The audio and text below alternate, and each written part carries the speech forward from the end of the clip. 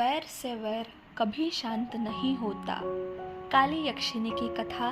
स्थान जेतवन। श्रावस्ती नगरी में भगवान बुद्ध अपने शिष्यों के साथ जेतवनाराम विहार में विराजमान थे।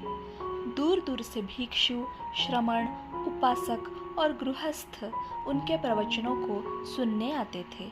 उनके अमृत समान वचनों से सभी का हृदय पवित्र होता था और लोग अपने भव बंधनों से मुक्त होने का मार्ग खोजते थे। तथागत बुद्ध ने अपने प्रवचनों में कहा, संसार में वैर से कभी वैर समाप्त नहीं होता। वैर का अंत केवल मैत्री, करुणा और प्रेम से ही हो सकता है।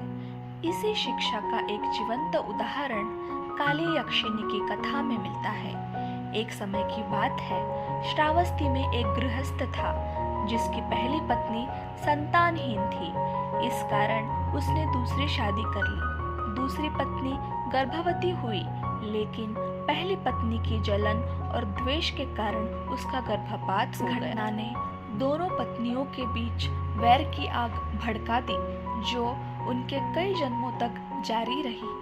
मरने के बाद पहली पत्नी ने अगले जन्म में मुर्गी के रूप में और दूसरी पत्नी ने बिल्ली के रूप में जन्म लिया। इस जन्म में भी वे एक दूसरे की वैरी बनी रही।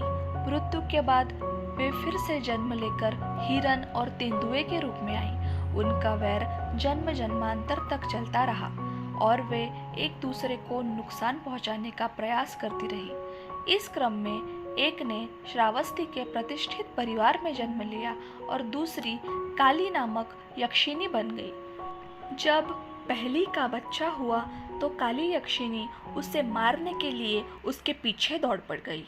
उस स्त्री को बुद्ध की महानता और ज्ञान का भान था, इसीलिए वह अपने बच्चे को लेकर बुद्ध की शरण में जेतवन विहार पहुंची।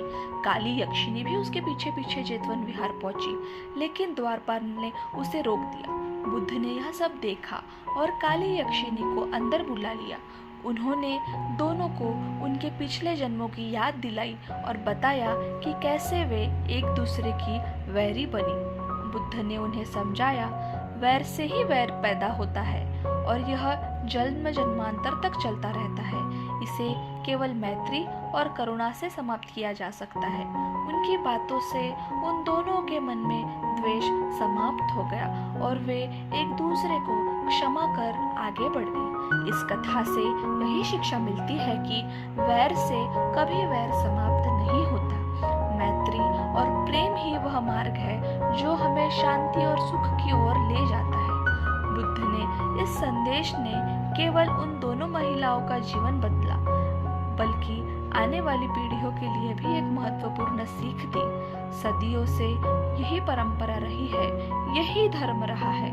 भगवान बुद्ध ने यह गाथा कही, न ही वेरे न वेरानी सम्मन्ति ध कुदाचनं अवैरेन च सम्मन्ति एष धम्मो सनातनो। इसका अर्थ, इस संसार में वैर से वैर कभी शांत नहीं होते, बल्कि वह अवैर यानी मैत्री से ही शांत होते हैं। यही संसार का सनातन का नियम है।